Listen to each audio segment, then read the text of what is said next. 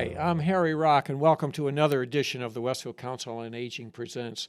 This is a special collaborative program put on in concert with Tina Gorman, Executive Director of the Westfield Council on Aging, and also the Westfield Senior Center, and Pete Coles, the producer of WCPC Westfield Cable Channel 15. Our topic today is funeral planning 101. And I guess when I think about funerals, it's not a question of if, it's just a question of when. But in the studio with me is Jim Adams, who is the funeral director and president of First and Adams Funeral Home here in Westfield. So welcome, Jim, to the show. We're thrilled to have you. Welcome, Harry. Thank you for having me. Yeah, no.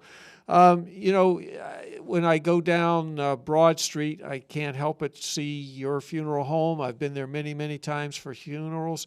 And I know this has been a family business. How long has your company been in effect? Yeah, 1932. My great-grandfather, Frank Fershon, started it in 1932, and we were where the wings on School Street, where the wings. Oh, is that right? Yeah, we were there from 1932 to 1970.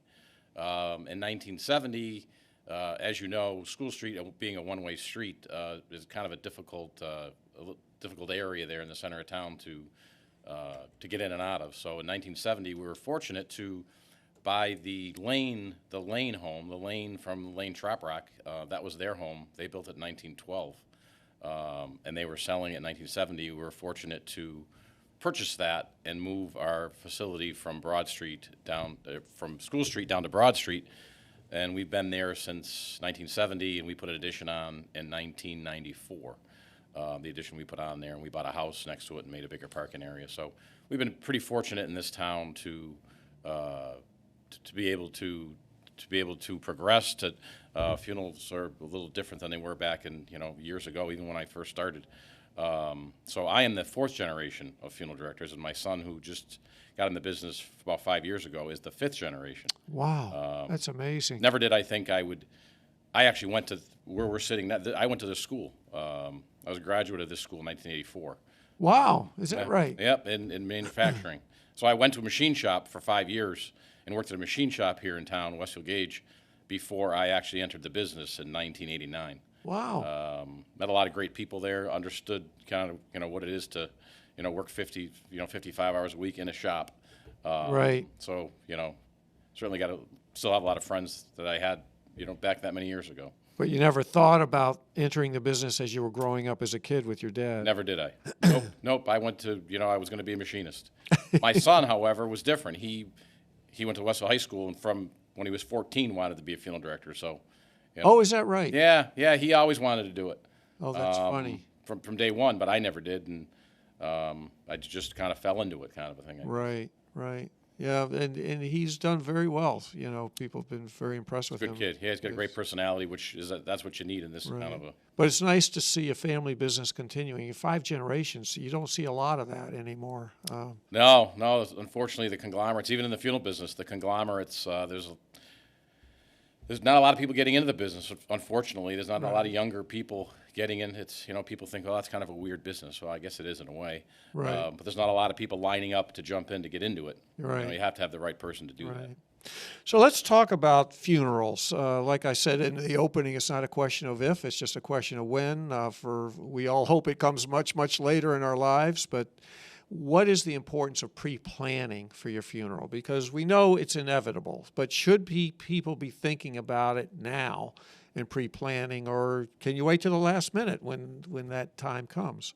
Yeah, well, unfortunately, in a lot of instances, you do wait till the last minute, and those are the people that, they don't, the death comes suddenly. So unfortunately, when you're in your 50s or 60s or even 70s, and you die suddenly, some people don't have the opportunity to think about pre-planning, and so, I mean, we certainly will deal with that situation, and it's not a problem to do that.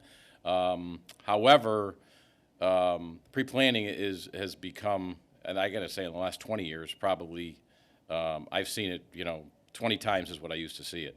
Oh, really? Originally, a lot of people pre-planned for the purpose of if mom or dad had to go to a nursing home. Oh, okay. Because if mom or dad goes to a nursing home, the state says you have to get their, spend down all their money before, the state's going to pay for any care in the nursing home.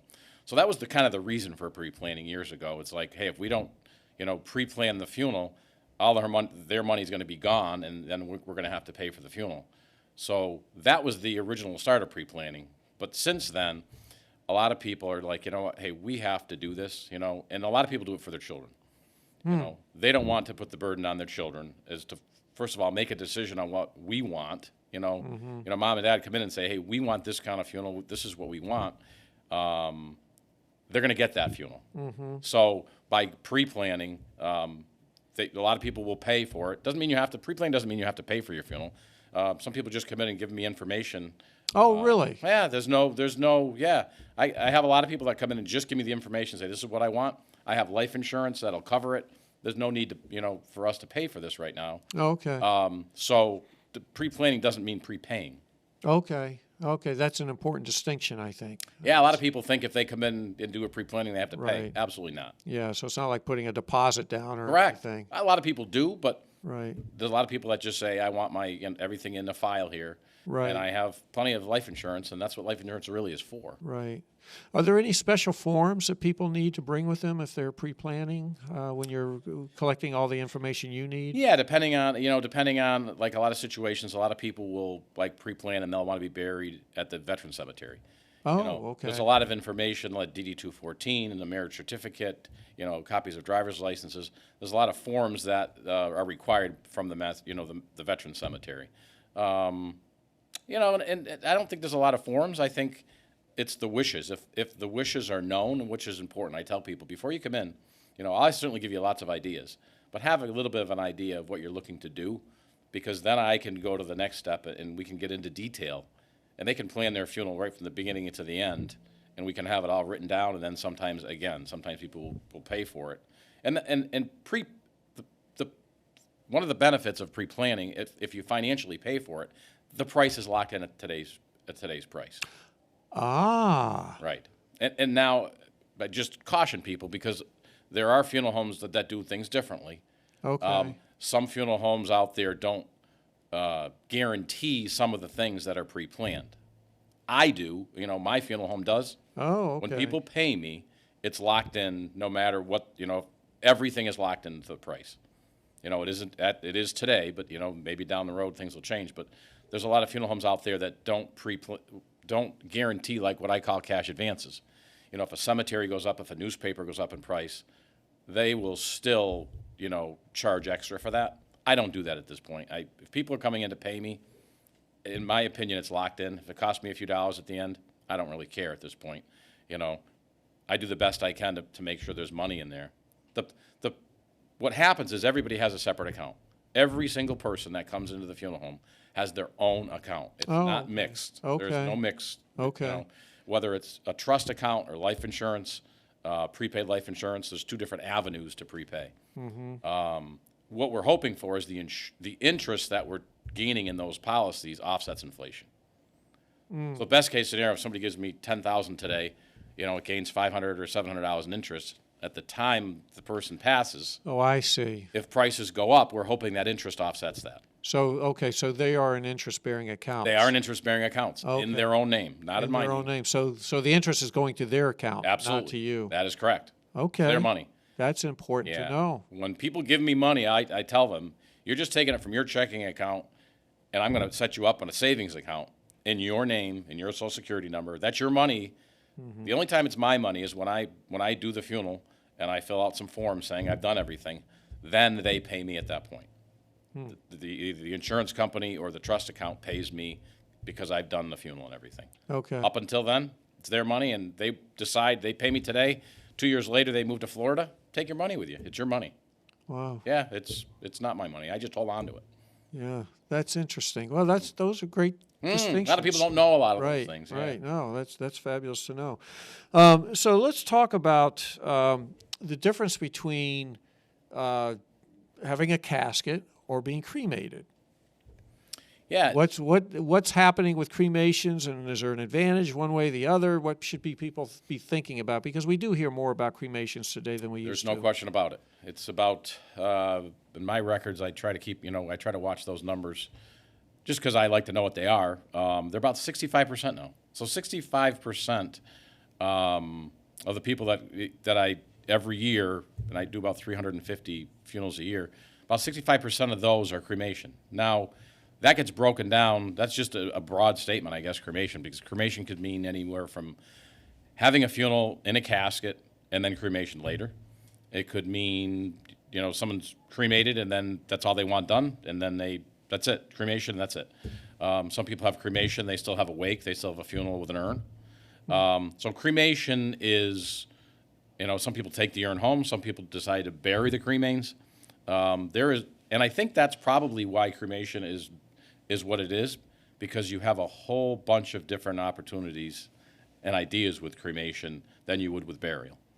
Burial basically is burial. I mean, we need to bury, we usually do something within a week or two, and that's it. Cremation, somebody can say, hey, I'm in California, my mom passed at the nursing home, can you pick her up, have her cremated, and we're going to have a service in the summertime, and we'll have burial and everything. Right, so, right. Cremation gives people that opportunity to do a whole bunch of different things where burial really doesn't.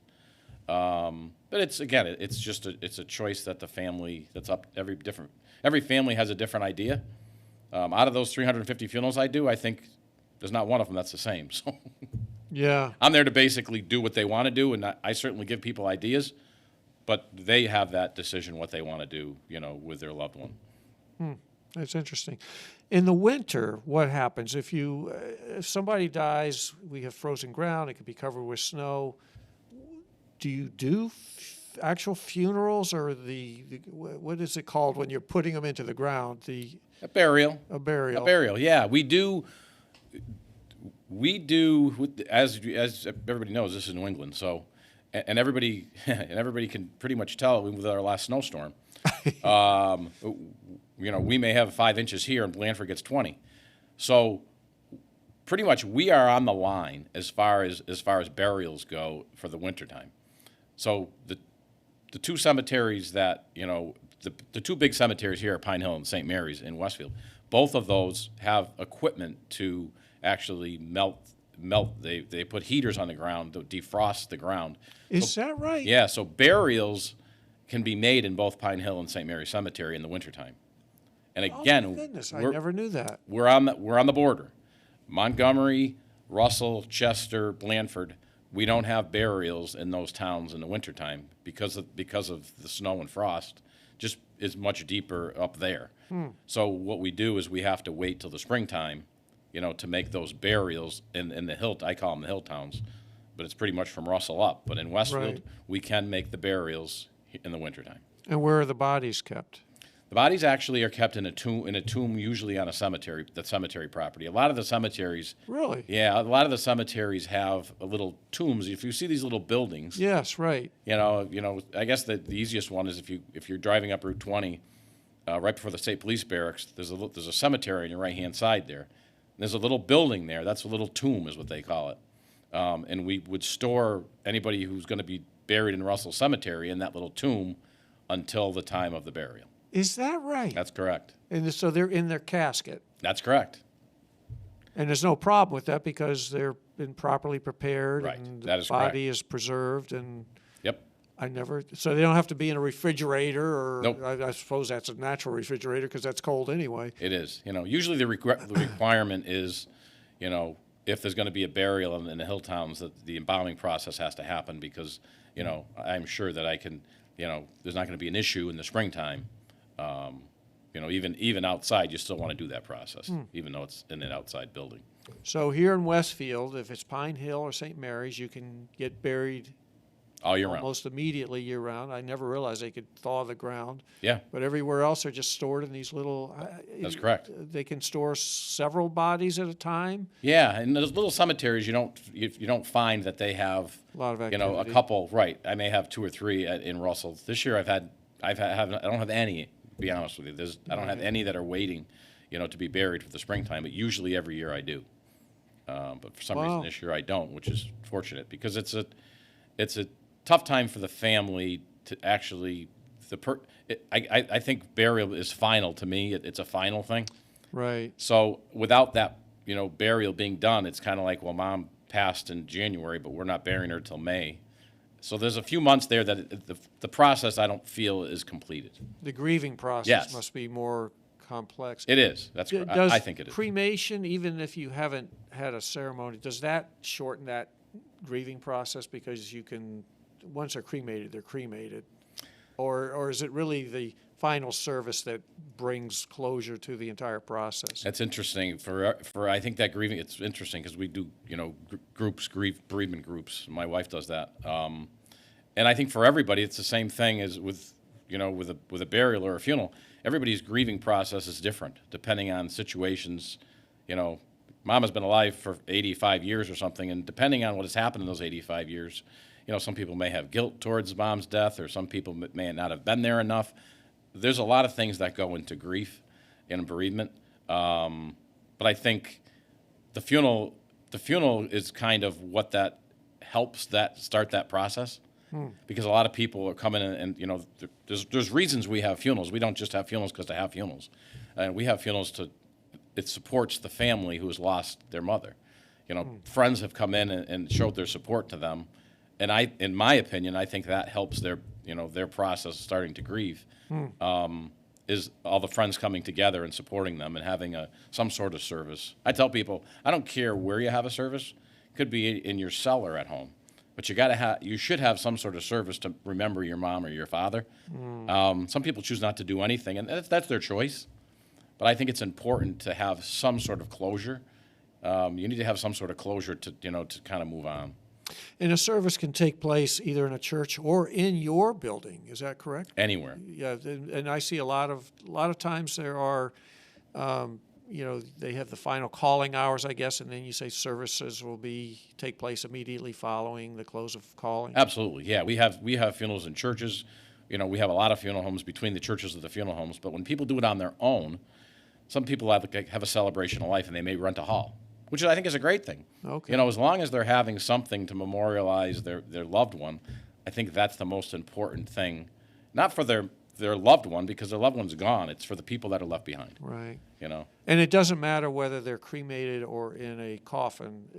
The service is a service. Service is a service. You're not going to probably take a coffin into a hall. Right. But we'll take, you certainly can take cremains into a hall, but you can't really take a casket into a hall. So the casket services are usually at church or the funeral home. With cremation, do people bury those? Do they? I know that there's a lot of different options now with storing remains in a cremation, or even spreading them in the ocean or whatever they might be. I've seen it all. Is that right? I can imagine. I mean, I guess I can't imagine how many people have sprinkled cremains down at Fenway Park. Not really? technically supposed to do that. But if somebody brings a little bit of their mother's or father's cremains into Fenway Park, I guess it's kind of hard to catch them if they do it. I tell people just be a little discreet about it. Don't take a whole bunch of them and put them somewhere. I never would have thought of that. I can imagine that there's a lot of people sprinkled at Fenway Park. Huh. I'm not gonna say that there is, but I'm pretty sure there is. But people can pretty much do what they want with cremains. I just tell them to be a little discreet about it. Right. I mean, a lot of people will go to the ocean. A lot of people love the ocean, and they actually have containers now that they make that dispose in water. In 5 Really? minutes you can put it in the water. They made like paper mache, or actually they make salt. They make some urns that are made out of sea salt. Is that right? That you can actually throw them into the water in 5 minutes. They decompose, and then the cremains go to the bottom, and Oh my gosh. Yeah, they make it. With cremation, that they make jewelry. You can put some mom or dad's cremains in jewelry. They make glass. You can blow cremains into some glass units now. Because cremation is such a big thing now. Everybody has figured out how to a lot of different options of what you can do with them. Is there a cost difference between going with a casket versus cremation? Yeah, the cremation normally, again, depending on what you do. I mean, if somebody decides they still want to view mom or dad at the funeral home, they're in what they call a rental casket. They still have a wake, they still have a funeral. They'll actually sometimes will cremate mom or dad and then bury at the cemetery. So in that case, there's not a huge difference, but there's a big difference. You save on the cremation. If someone says, I just want to have mom or dad cremated and we're going to, scatter, you don't have a casket, you don't have a vault, you don't have a cemetery charge, so there's you're looking at least half of the savings, Oh, wow. with just cremation. Wow. Because you don't have, there's, you're looking at embalming, casket, vault, cemetery expense. I mean, you could be Right. 5,000 just in that. So Right. that pretty much cuts your cost in half Okay. by not, doing it that way. Yeah. Oh, that's an important consideration. Yeah. Let's talk about cemeteries for a second. How do people select a cemetery, and what goes into deciding where you're going to be buried? 90% of the time, people select a cemetery is depending on where mom or dad or grandma or was buried. I mean, a lot of people will choose to use a Okay, cemetery, family. a family plot. Even though there may not be room in the family plot. Years ago, everybody was buried in the town that they grew up in because everybody stayed in the town they grew up in. Years ago, if you look at these old cemeteries, they bought 15 and 20 graves plots for the family. Because back then nobody was in California and Florida like they are now. Right. Everybody stayed in town. These big families didn't go too far from town, so Right. when they passed, they all were buried in the cemetery with their family. That's all changed now. Families now are all spread apart. So a lot of times you don't see people buying those big plots, and they don't have families aren't as big as they are anymore. There's no more 9 or 10 kids in the family. Right. A lot of times people have 2 or 3, and by the time their children go through college or anything, they have jobs in Georgia and Florida, and then they start families down there. So they don't necessarily are going to be buried with mom and dad back here in Westfield. So it's pretty much wherever their families were buried, they would choose to pretty much stay in that same cemetery. Now, do they have to approach the cemetery officials, or do you take care of that? That's a separate entity. That's Okay. a separate entity. So if you're going to buy plots, you would either go to Pine Hill Cemetery, or I'm just using those 2 cemeteries just because of the big ones in town, or St. Mary's. So they would go there and purchase the plots with them. It's funny. Quick story. I did that once when I had a family say to me, "Hey, just any plot at St. Mary's is fine."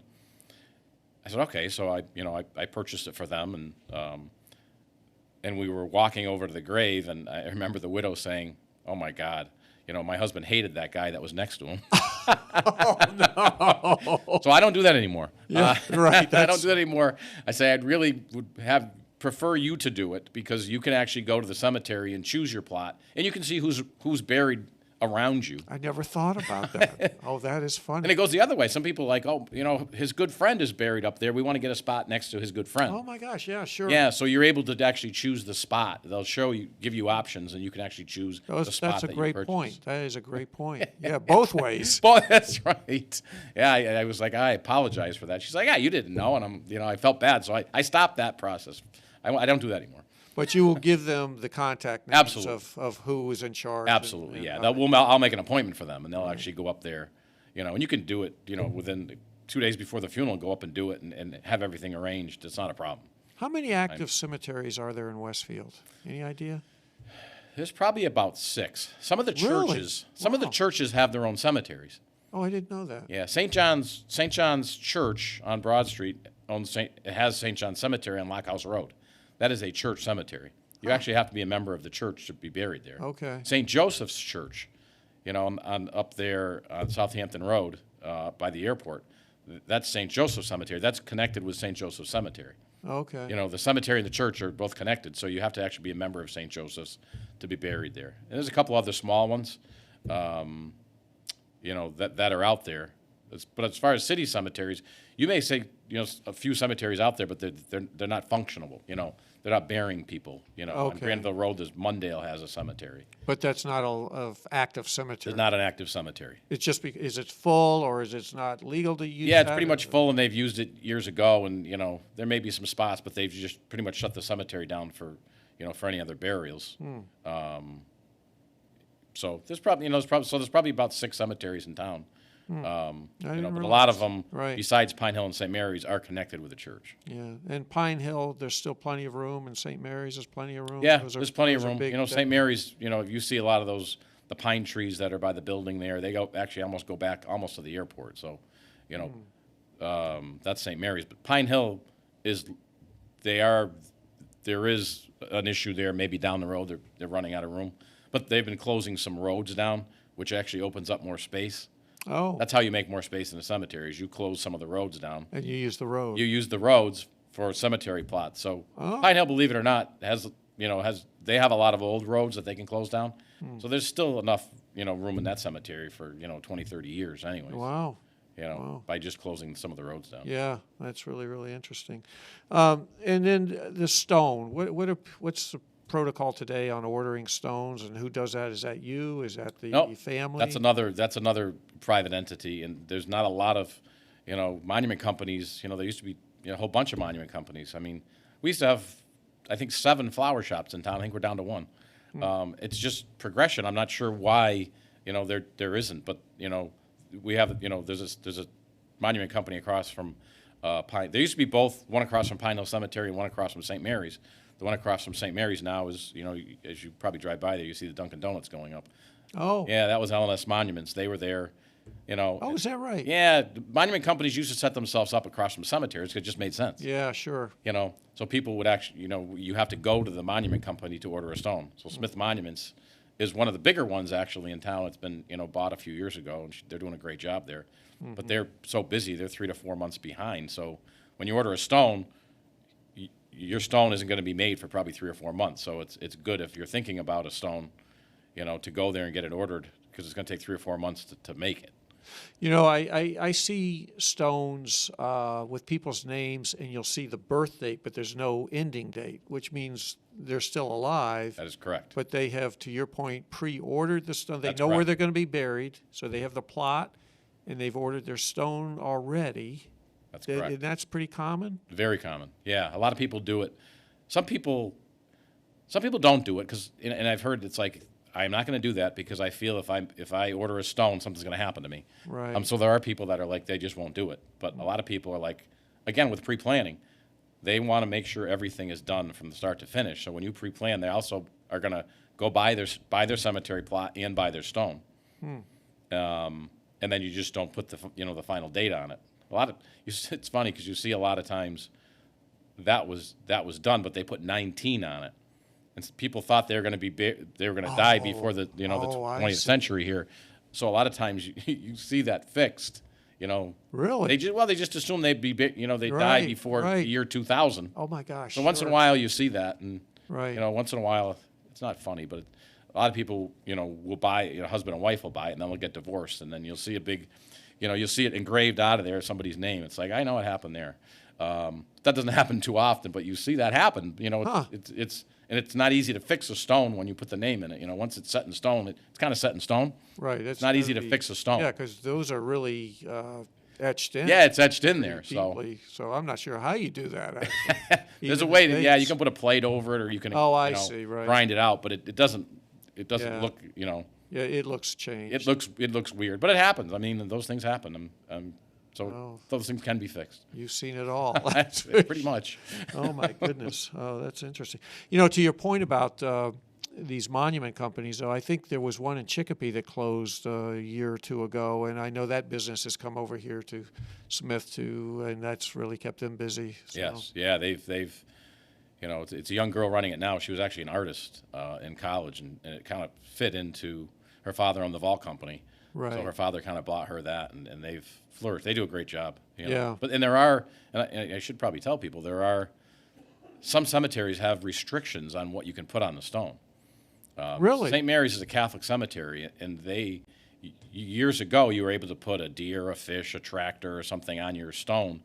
But the diocese has changed the rules a little bit. Say it has to be something religious, so you have to have a cross or something on the stone. You can't put any of those other emblems that some people may want to put on a stone.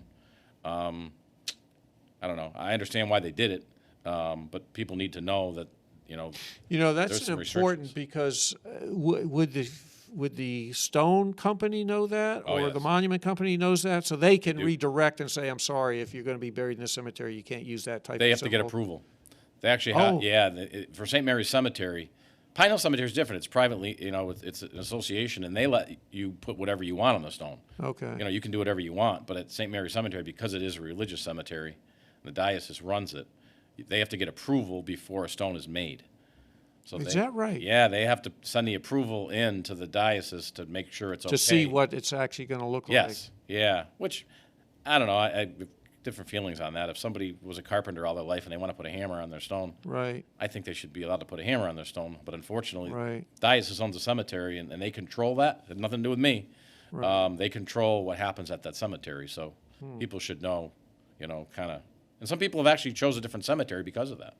They're like, my father, he loved driving his Harley, and we want his Harley on his stone. So they've chose a different cemetery just so they can have a stone that has his Harley Davidson on it. And I understand that. That is, these are great points that you're bringing up, and important things for people to be thinking about and being aware of. Right. That's for sure. Should family members be involved in helping to plan the funeral, or is it just something that the person themselves should be planning, or how involved does funeral planning get when you look at families? Well, sometimes it's tricky. Sometimes it's tricky, but and that's to the point of pre-planning, and 99% of the time when somebody comes in and pre-plans, that is followed.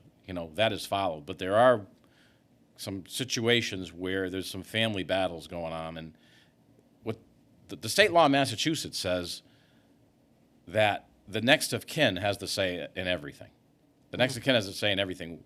With a husband and wife, and a husband dies and a wife's in charge, everything usually runs smooth. Where it can technically get a little bit different is when you have 5 children, and mom has already passed and now dad dies. Well, the law says that those 5 children have a 20%. They each have a 20% say in what happens. Is that right? Yes. Okay. Yeah. So when you get some of the children that are disagreeing, becomes a little bit cloudy. But when there's a pre-arrangement, I'm supposed to follow that pre-arrangement. So it's important if there's some family issues maybe going on there to do that pre-arrangement and get everything signed and paid for and everything, because it's a lot easier to follow that. When that's not done and you have 5 children that have different ideas what they want to do, it becomes difficult. So they're in front of you arguing, Yes. or what? And yeah. Correct. And you really don't want to be a part of that. It doesn't happen all the time, but it does happen. Well, somebody, they want to cremate dad. Well, the other 3 don't want to cremate. They want to be buried. So very important to even just have the conversation with, your parents or whoever as far as what they want, even if it's not written down. Right. At Know least what their wishes are. You know what their wishes are, because it's very difficult to have 5 people sit there and say, I don't know what mom wanted, Right. and they have to make the decision. And then when they don't see eye to eye, it could be a problem. Yeah. That's interesting. Most of the time it's not, but it does happen once in a while. Right. Is there a big, we kind of talked about this already, but I just want to dig into it a little bit more. Is there a big difference between pre-planning funerals or having to plan an unexpected funeral with a sudden death? Does that make it more complicated? It does. Yeah. It does, because when you have a sudden death, people they're so in shock, and they have to go through this process, Like which a isn't an car easy accident process. or a heart attack or Correct. Right. It's not an easy process. I mean, I tell people we're doing the same thing you're doing for a wedding, and we're doing it in 2 days Oh, or 3 days. that's a good point. When you plan for a wedding, you plan on all these things. Well, you're almost doing the same thing with a funeral. It's a little bit different, but you still have a lot of planning to do, but we're crunching it down within a couple days to do. So there's a lot going on, and when you lose somebody suddenly, you can't even think straight. So you do your best, and it's and I understand what's going on, so we try to walk through that process as best we can. But I feel badly for someone who's lost somebody suddenly. It's harder. It's harder. They don't want to be sitting doing an arrangement that they weren't expecting to do. So we have to we'll do one step at a time, and we'll get through it. It just is it's a lot harder on the people when Yeah. it's a sudden death. There's no question about it. But you can walk them through and Absolutely, we help have to. guide them Yeah. as best you can. Yeah, we have to. We have to, and oftentimes there's family members helping the person out, and friends helping those people out to get through that process. So let's talk about costs. What's an average funeral cost nowadays? It's funny because I hear that every day. Or is there an average cost? Well, as I said, doing 350 funerals, there isn't one that's the same. So there are so many things that go into the cost of a funeral. There's so many things depending on what you're doing. for services, depending on what cemetery you're using. Newspaper expenses can be, Oh. $500 to $1,000 just to obituary. run an obituary. How much? $500 to $1,000 is Wow. the average cost of the paper, Springfield, the Republican. Wow. They charge, it's a classified ad, they charge it per line. Very expensive to do that. So when depending on what you're doing, caskets run from 1,000 to 5,000, vaults run from 1,000 to 3,000. There's a lot of different expenses to go there, so it's hard to say when people say, what's the average cost of a funeral? I guess I would say if there's an average cost, I would say 10,000. If someone's going to be buried and have a wake and have a funeral, and I would say, you're looking at 10 to 12,000. But again, those numbers can go up or down from there. Interesting. Can funeral services and burials take place in vastly different locations? Meaning different cities, like if someone lived in Westfield and says, I want to have my service here, but I grew up in another town, but I want to be buried in that town. Is that common, and can people do that? Yeah, it's common it's more common when people are retired. People retire and they go to Arizona, they go to Florida, and they go. Sure.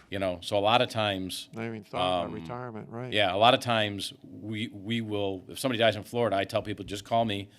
I will be in touch with a funeral home in Florida or Arizona and have that person either cremated there or, shipped. If you're going to have a burial, we will have the body shipped to Westfield, and we can do all the services wherever they want to be. We can do anything, obviously, it has to be done. So any arrangements, doesn't matter where you die or where you want to be buried, we can take care of everything from, we take care of everything. And all funeral homes are probably the same, roughly. They Yeah. provide I mean, the all same funeral kind of homes' service. prices are, can be different. Right. Sometimes we have issues sometimes when somebody does some pre-planning in Florida, who, because everybody's retired down there, they, and I'm not going to say they prey on the elderly, but I don't know if they treat them fairly. They go down there and say, well, it's going to cost you this, and you can use it at any funeral home you want. Well, sometimes I can't honor a price where somebody's down in Florida gave them, a price that was, so low, and they tell people, well, you can honor that anywhere, but that's not necessarily true. I can't honor something that's going to, a quarter of what I charge here, Right. and honor that because they did it in Florida. Right. So, sometimes it's misconceived that, you can just, bring that wherever you want. Right, right.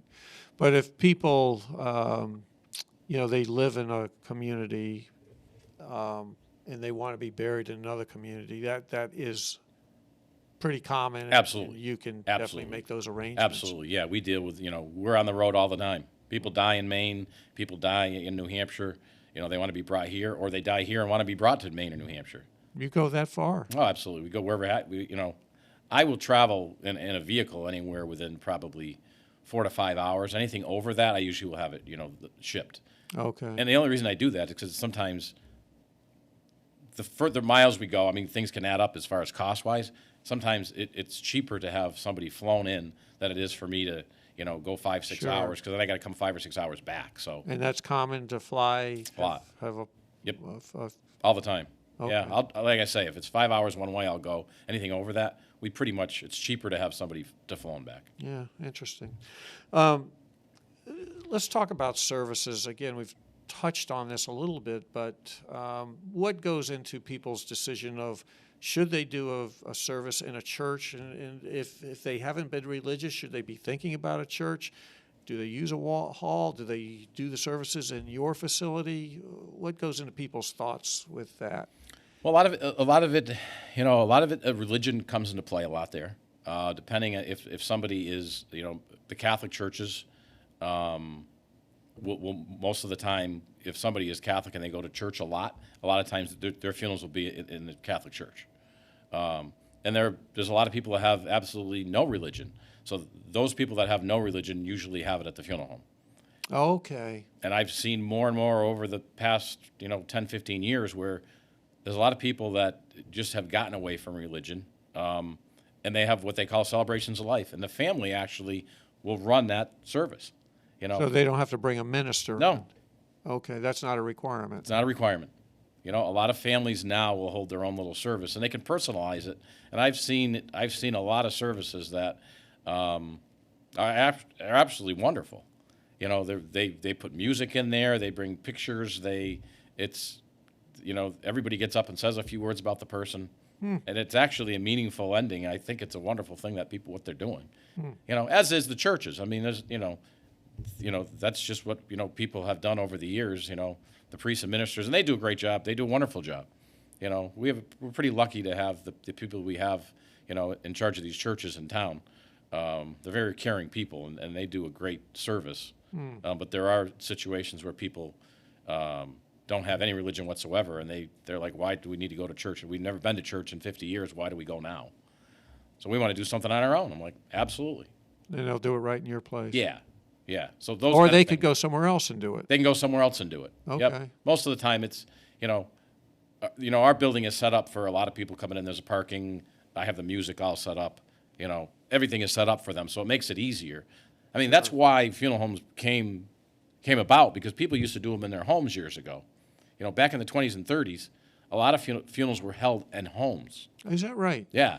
Wow. Because there weren't funeral homes. The reason funeral homes started was because people were sick of having people hang around their home for a week. So they're like, we need to have a funeral somewhere other than our home because we can't get rid of anybody. You know, when you hear the old Irish, you know, the old Irish wakes or the old, well, it was a big ordeal back then. But, you know, people they wouldn't leave their house for a week. So funeral homes started because they wanted an alternative site to have their funeral. They didn't want to have everybody at their home. They wanted it to have at a place where they could have it and then go home and nobody was there. That's how the funeral home started years ago. Wow. That's really interesting. Yeah. Oh, we are learning a lot here. There's a term that I have just come across recently that I'd never heard of before, which is green funerals. What is a green funeral? Yeah. It's not a green funeral, it's a green burial. A green burial. Yeah, well, same difference. Same. I guess you call it the same thing, but they call it a green burial. And that is more, you know, that is more and more people asking about green burials. And a green burial, all a green burial is to be buried in a cemetery that, first of all, we'll get into that in a second, that allows a green burial. And it basically means the person just wants their body to go into the earth.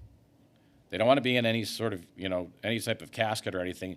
Their wishes are for their body. No cement thing. Right. No vault. No No vault, anything. They no just want casket. No casket. Just the body itself. Yes, just the body itself. And their wishes are not to be embalmed. They just want their not. bodies to go into the earth. Totally natural. Right. Which I have no problems with. The only problems we have with that, and we had a conversation here the other day, you have to find a cemetery that allows it. Because the green burial means, you know, most of the time no vault. And no vault, it becomes a danger to a cemetery where the purpose of the vault is to hold the ground up, you know. And if you have a green burial and they don't want a vault, if you just bury that body there, the ground will sink in as the body deteriorates. Years ago, that wasn't a problem because every cemetery was dug by hand. We didn't have the heavy equipment they're using now as backhoes and dump trucks and everything that are driving over the graves. I mean, most of the graves in these cemeteries, especially, you know, if you look at St. Mary's, you're driving over 10 graves to go to dig one. You know, Is that right? You wouldn't have a choice. Oh, wow. Yeah, if your plot is in the middle of a section of a cemetery, that backhoe and that tractor has to drive over. Unfortunately, you know. Oh, I didn't realize that. They're driving over someone's grave, but that's the only way they can get into the. They don't have roads in the middle of, you know, everybody's buried there. So, if you're burying with green burial and the ground is sinking, it becomes a legal issue, and the tractor may fall into that hole. So a green burial, if a cemetery has a green burial, they usually have a section of that cemetery that's just green burial. Okay. And usually that means tractors and pickup trucks can't drive in there. A lot of times they actually have to dig those by hand. Oh, wow. And then every so often they have to bring dirt in as it settles because the dirt's going down, so you have to bring dirt to flatten the section out. So green burial is very simple to do. Because you bring somebody to a cemetery, whether it's, you know, in some sort of unit, we have to get the person there, some sort of, you know, whether it's a little wooden or a cardboard unit that's going to, you know. But that's easy to do. It's just if the cemetery is going to allow you to do it. I never realized though that was legal. I always thought there must be a law that says you got to be embalmed and be in a casket and a more traditional means which we think of all the time. I never realized that you could still do a green burial, and that's becoming more popular. There's no laws to a burial vault. A burial vault is the discretion of the cemetery. Okay. So there's no laws in Massachusetts that say you have to be buried in a vault. But every cemetery that I go to uses vaults. The reason for the vault is to hold the ground up. Hold the ground up, and I wouldn't want my mother to be buried, without a vault, and then have a tractor burying, the tractor's going down to bury somebody else, and they sink in, and my mother's casket is exposed. That's not a good thing, So that's the reason for the vault, is to hold the ground up. I mean, some vaults have seals on them and everything, or some vaults are fancy. But the main reason for a vault is to hold the ground up. So when you put that, casket and you put the cement cover on, you will never have that ground fall in, and that's why every cemetery uses vaults. It's a legal situation. You're opening the door if you're burying somebody in a cemetery without a vault, because there's a possibility that heavy equipment could fall into that hole. First of all, a person on heavy equipment could get hurt, and second of all, I wouldn't want my relative to see down in there. Right. That just isn't a good thing. Or they're crushing the casket. Yeah, correct. Whatever. Yeah, Right. Absolutely. What about with cremation? Are the urns that the ashes are put in, do those go into a vault, or does the urn itself just go into the dirt, into the earth? Interesting. Again, it's a cemetery. It's the discretion of the cemetery. At St. Mary Cemetery, if you use something that's and they just actually changed this just months ago, if you use something that was stone or something that isn't going to decay, you could actually bury in the ground there. You used to have to bury every urn in what they call a urn vault at St. Mary Cemetery, but now if you use anything wood, you still have to do that. But at Pine Hill, you can bury anything you want in the ground. Because it's only a smaller area, right? And they're not worried about a tractor falling in, a 2-foot area, where you have to worry about a 7-foot area if you don't use a vault. Yeah. So you can bury that urn in most cemeteries right into the ground. Okay. But at the cemetery, you have to check with the cemetery, because every cemetery has different requirements. Yeah, they're all different. Okay, Yep. That's great distinction.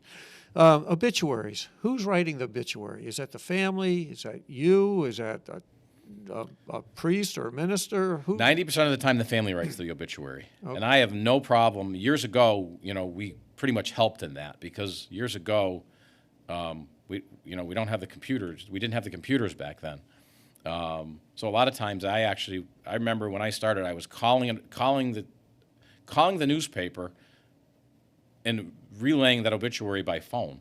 Wow. Then they figured out the fax machine. We could send something through the fax machine, and then now with the age of the computers, you push the button and it gets sent wherever you want it to go. Right.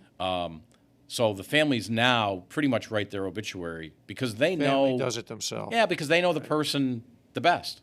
Right. So to tailor an obituary, and some people write absolutely beautiful obituaries. I mean, they put that whole person's life. You're talking the whole person's life we're talking about.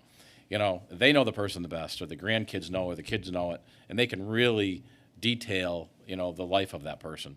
And with the computers now, they can do it at home and push a button, get it to me. I push that button, get it to the newspaper, and it's word for word. There's no errors. This copy and paste is a great thing, because it's perfect when it gets in the paper, because if you're paying $1,000 for that obituary, you want it to be right. Yeah, right. And that's the only time it's ever going to show up. So Yeah, that's correct. right. Yeah. It's not going to run for a long period of time. Okay, That's interesting.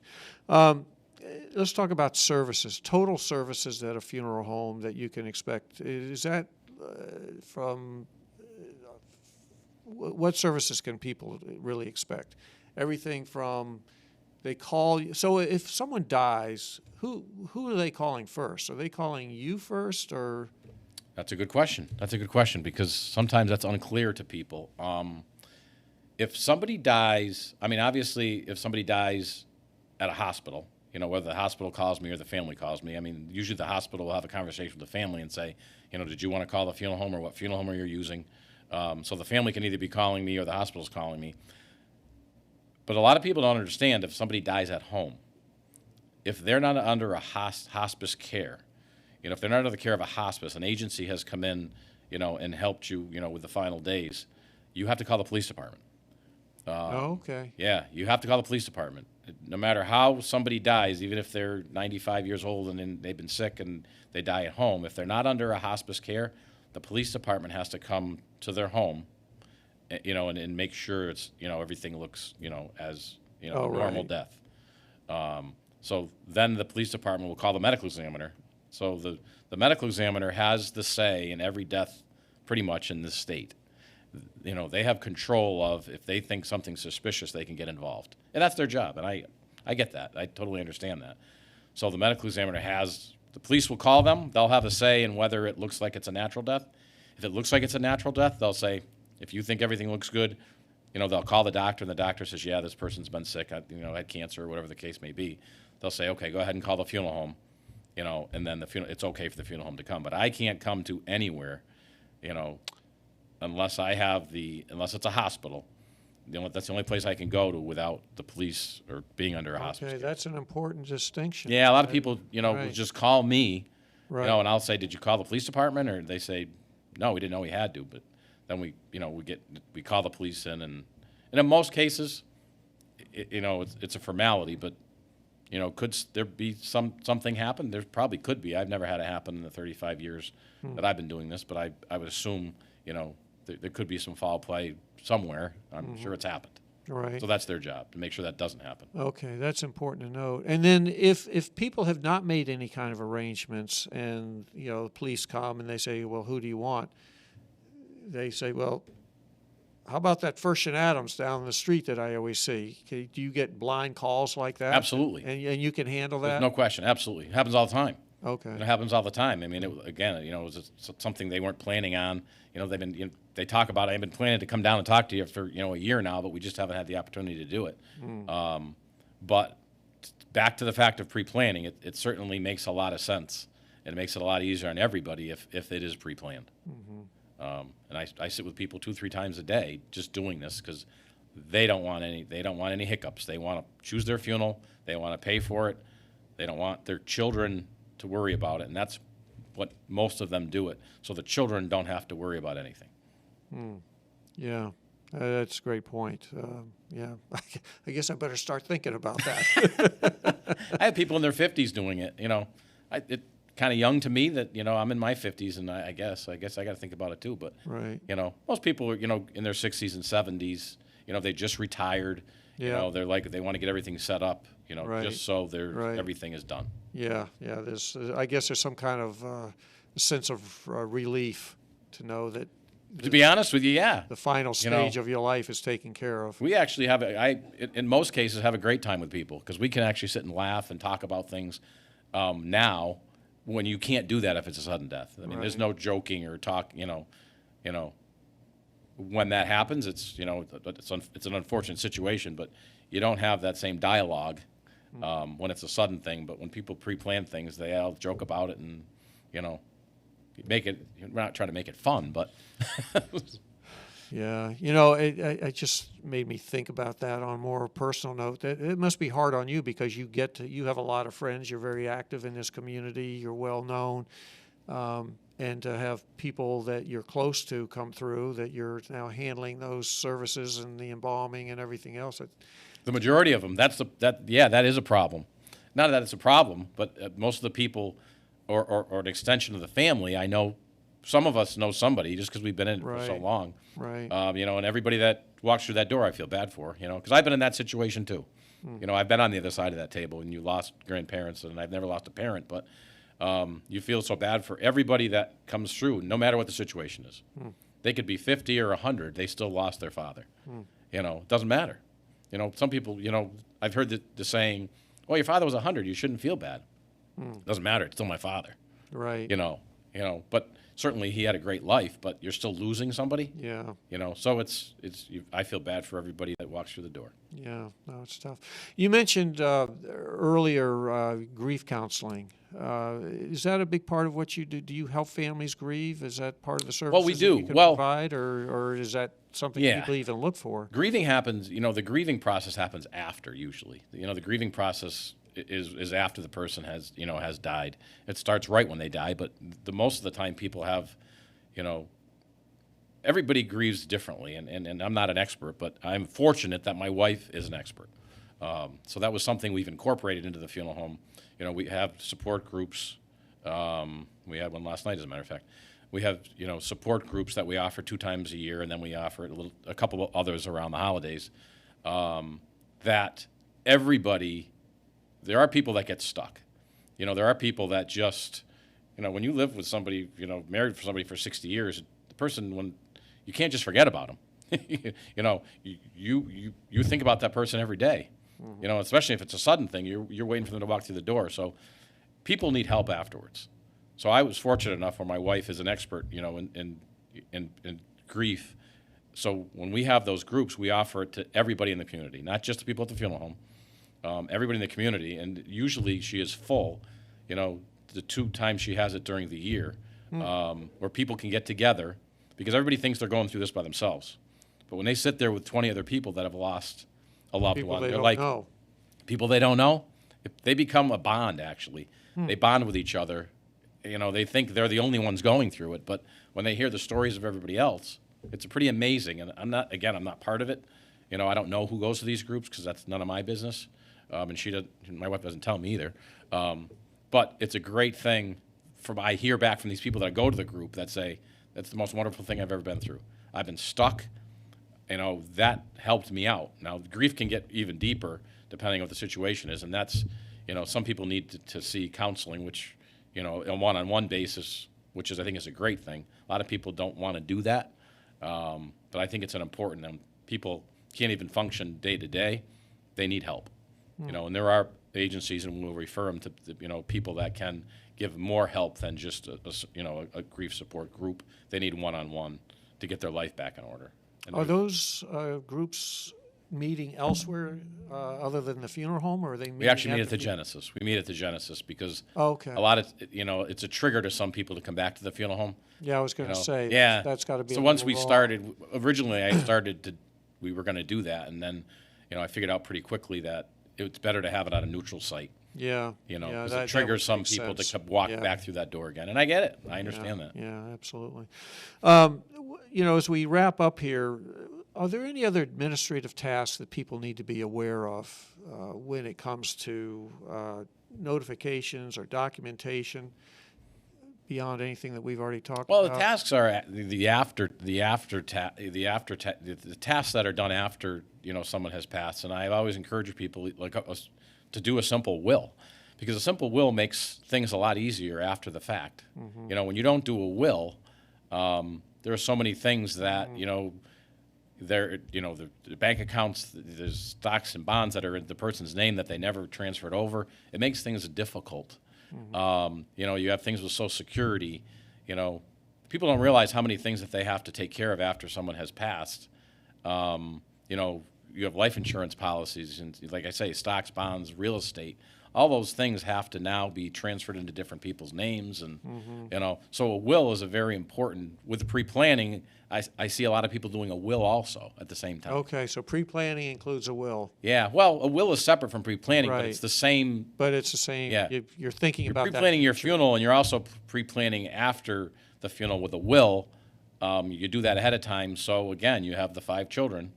You know that, you know, it's very easy. It makes things much clearer when you write down in your will who's getting what, where, and how than when you don't do it. Because now if you don't do it, you have to go to probate, and a judge has to make that decision.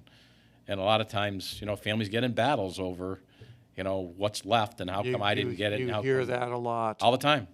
Right. It's unfortunate, but I see a lot of people doing the wills and the pre-planning at the same time, which I think is a great thing for them and a great thing for the people that are left behind. So you really do need to, if you're a parent or you have plans for who you want your final effects and financial resources to go to, you better lay that out ahead of time. It can come down to a simple ring that, 2 daughters and each want it.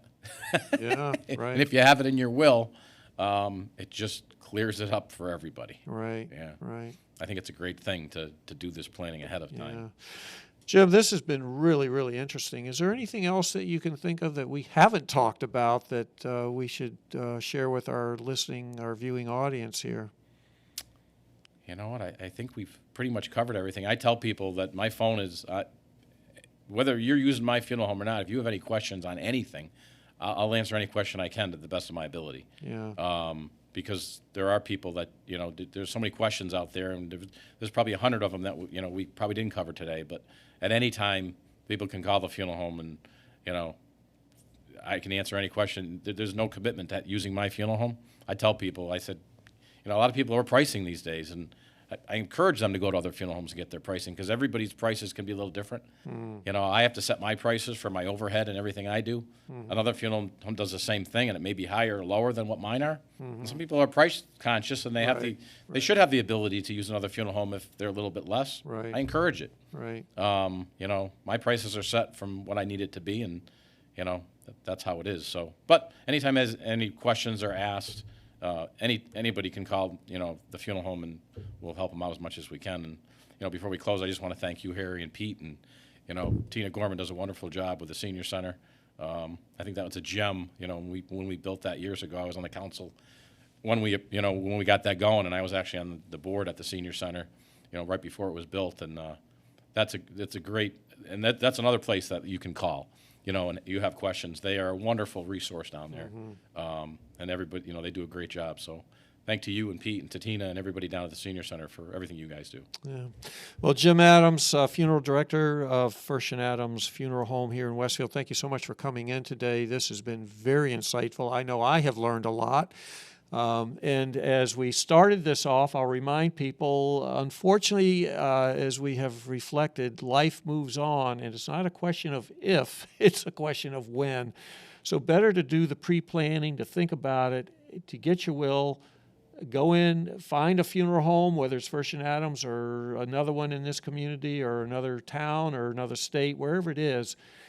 Just know that whatever your final wishes are, that they are going to be followed and carried out to what your desires are, and you can go forward with the rest of your life without having to think about it. But pre-planning, I don't think creates a stigma that you're going to pass away anytime soon. It's just a matter of taking care of what's going to need to be done at some point in your life. So with that being said, special thanks to Pete Coles, our producer at WCPC Westfield Cable Channel 15, for making this show possible, and to Tina Gorman, Executive Director of the Westfield Senior Center and the Westfield Council on Aging, who makes all of these shows possible and who feeds in the different guests that we have from month to month. I want to thank you for tuning in. I am Harry Rock. Have a great day, everyone. We'll see you at the next show. Thanks.